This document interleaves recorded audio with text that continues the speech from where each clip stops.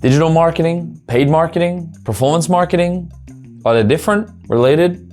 There are a lot of terms thrown around when talking about marketing in the digital era. But let's talk specifically about performance marketing, what it is, and the common metrics and KPIs used to measure it.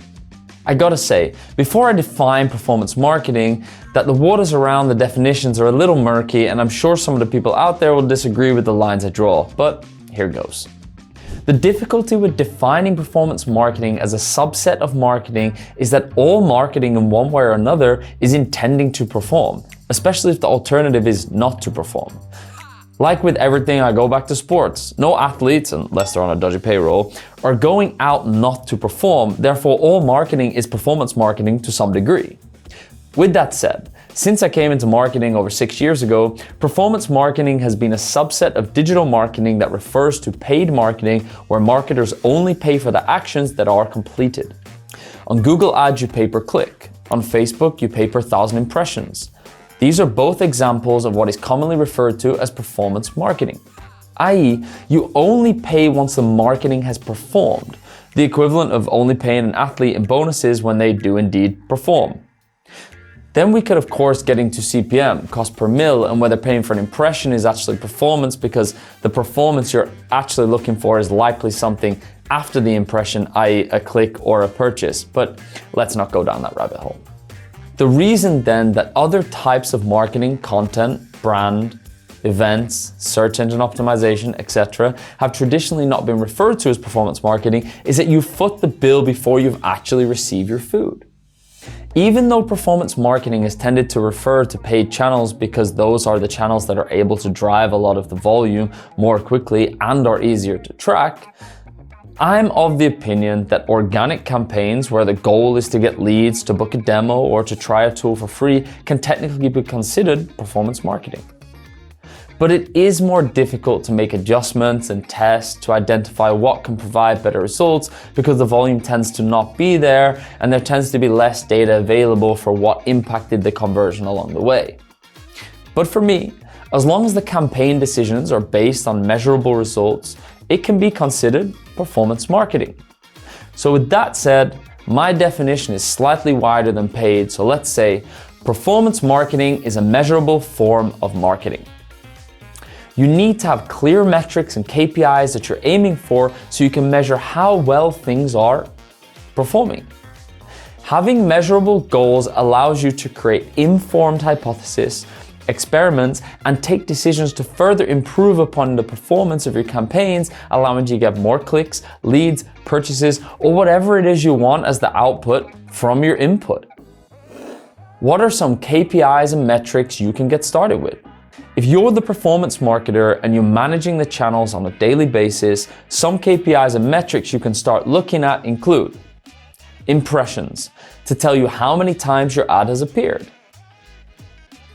Clicks, to tell you how many times someone has clicked on one of those ads. Engaged sessions. I like to use engaged sessions here as opposed to sessions because sessions is typically pretty close to clicks, which is a pretty low barrier.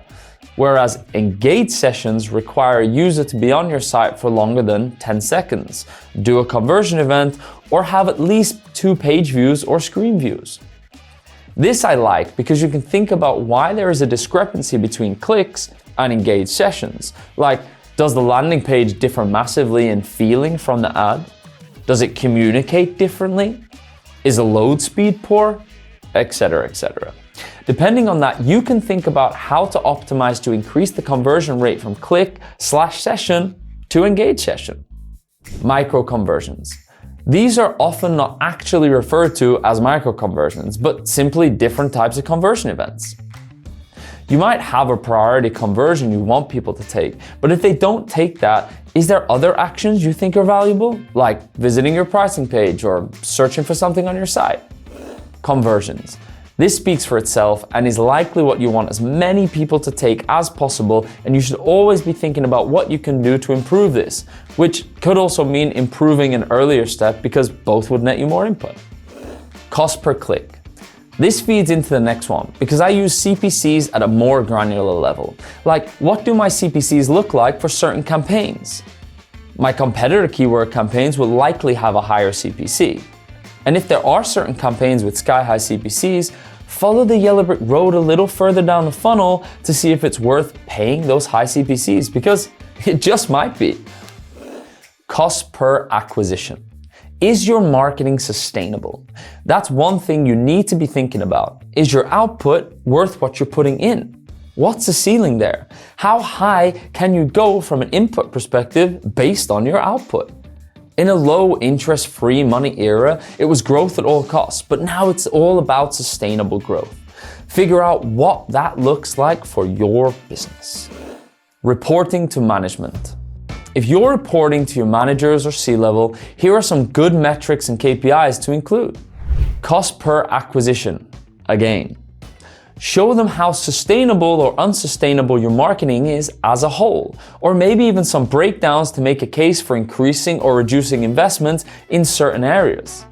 One example might be showing that TikTok ads has a really good cost per acquisition and you'd like to invest more in creating TikTok creatives. But to secure that investment, you need to show the data and make the case. Percentage of first-time buyers if you're working in an e-commerce company. E-commerce is a wildly interesting world, and if you're doing smart performance marketing, you need to be able to do top-class analysis. For example, ask yourself the question, how much am I willing to pay for a first-time buyer versus a returning customer?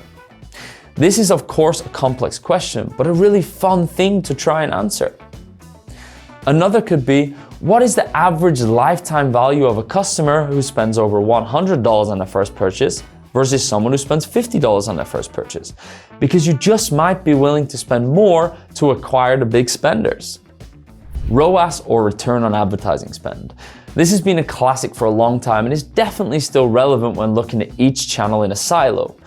A great analysis to do would be to look at the ROAS of each channel over time to see if you're getting less for your money. You don't want a channel to suddenly creep into that unsustainable growth.